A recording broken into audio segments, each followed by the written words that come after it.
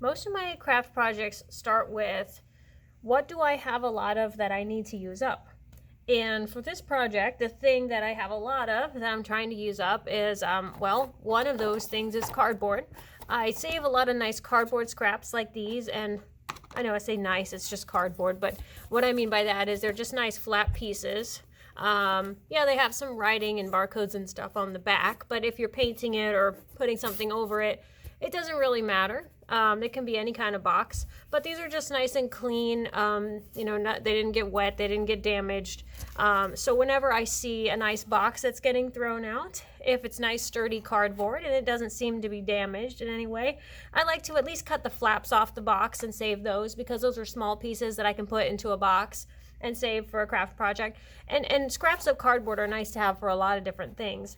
You just might need a base for a different type of craft you're doing, or it might be the project itself. You might be just doing some kind of cut and paste project, or maybe using duct tape to create like a costume prop or something like that. But cardboard is a really good base for a lot of craft projects, so I save a lot of this stuff when I see good pieces like this. So I've had these pieces around for a while, and I also have had a whole bunch of this stuff. This is really cool. I've never used it for anything. Somebody gave it to us, and I have 3 or 4 bags full of it, and there's so much of it in here. It's really pretty, super shiny little foil pieces. I don't think it's crinkly like aluminum foil. I just think that it's like little plastic pieces that are really shiny. Kind of small on the back here. It looks like almost like glitter pieces.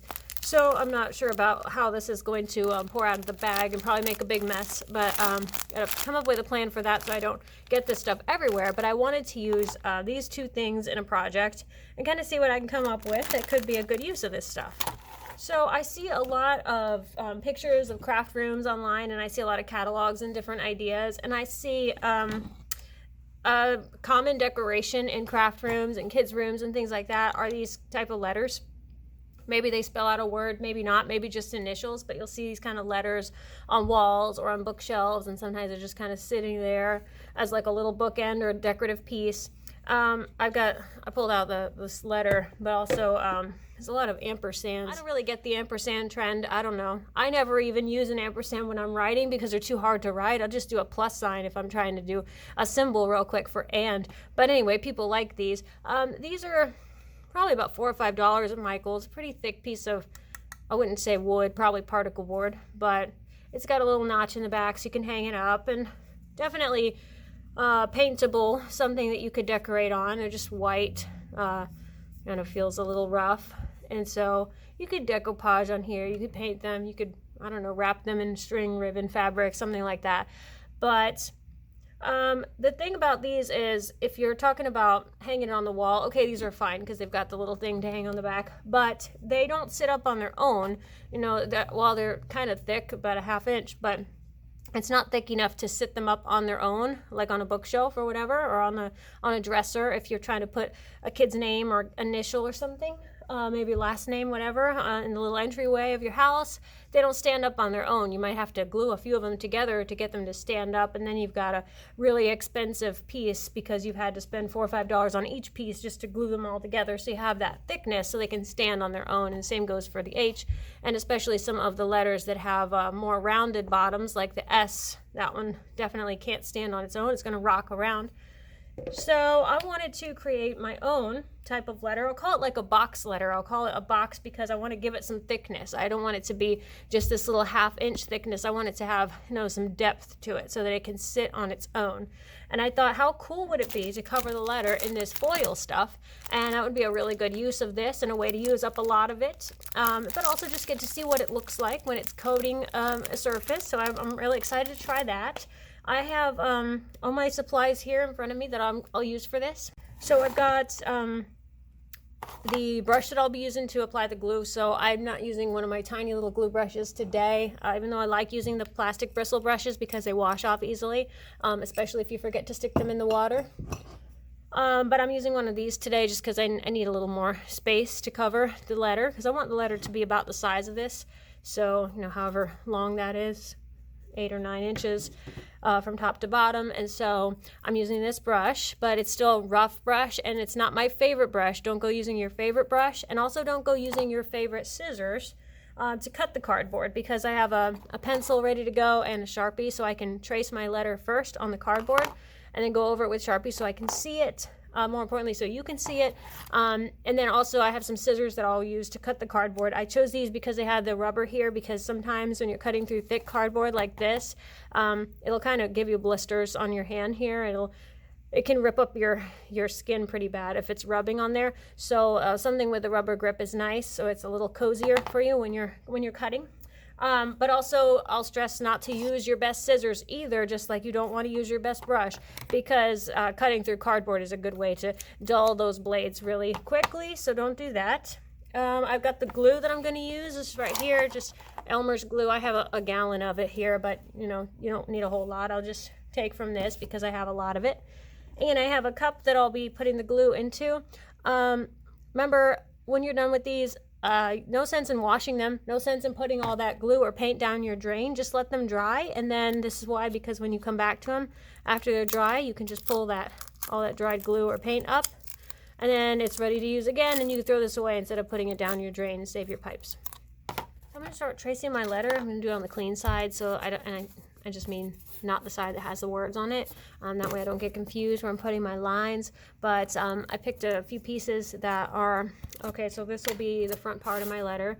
And this one I could use for the back of my letter.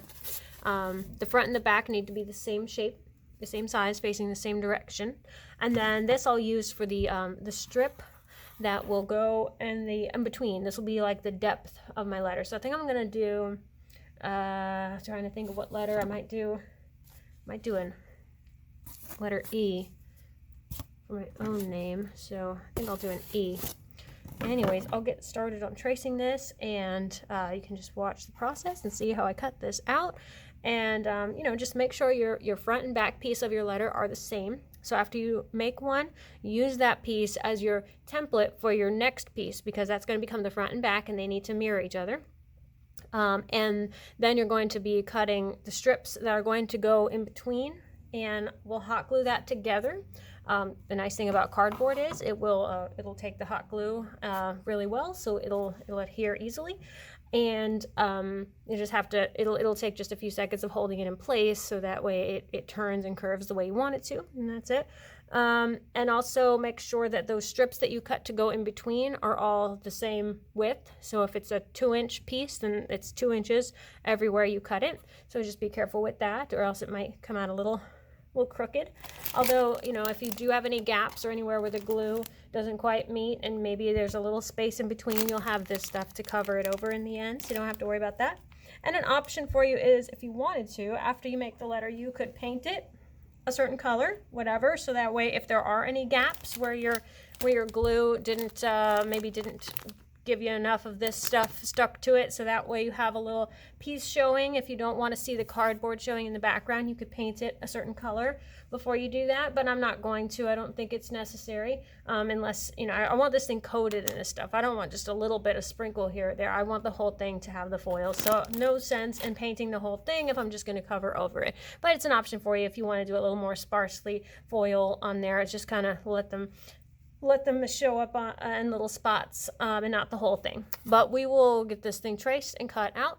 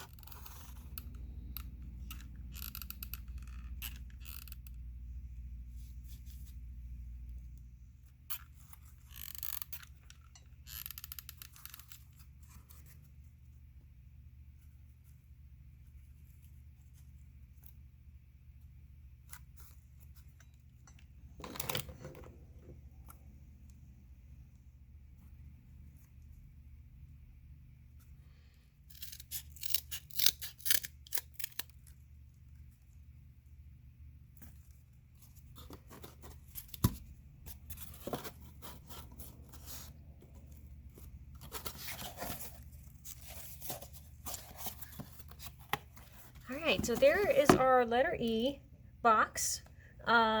We just kind of had to engineer all these pieces to get them to fit in place, and so you can see I was having to trim some along the way because it didn't quite fit the way I wanted them to, and you know, it's like a puzzle. So then sometimes if you were to cut them a little crooked, or it didn't quite cut on the line, maybe you traced a little crooked, whatever, cardboard slid while you were trying to trace it, that'll happen. So you'll just have to adjust it as you go. It's better to have a piece that's too big for what you need than a piece that's too small, because at least you can always cut something off, but it's hard to piece little things back on there. I did save all my scraps as I was going, so as I was getting little, you know, squares that were coming off the ends as I was cutting them.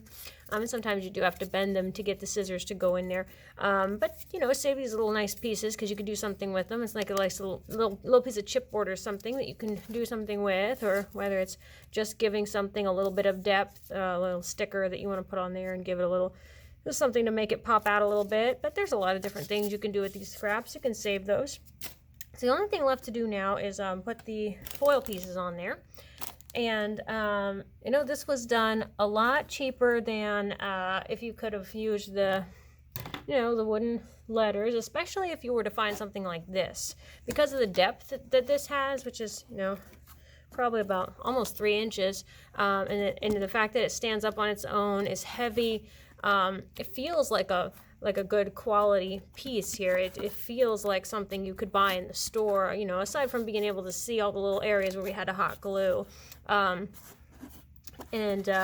Sometimes those little corners, you just have to hold them down for a bit.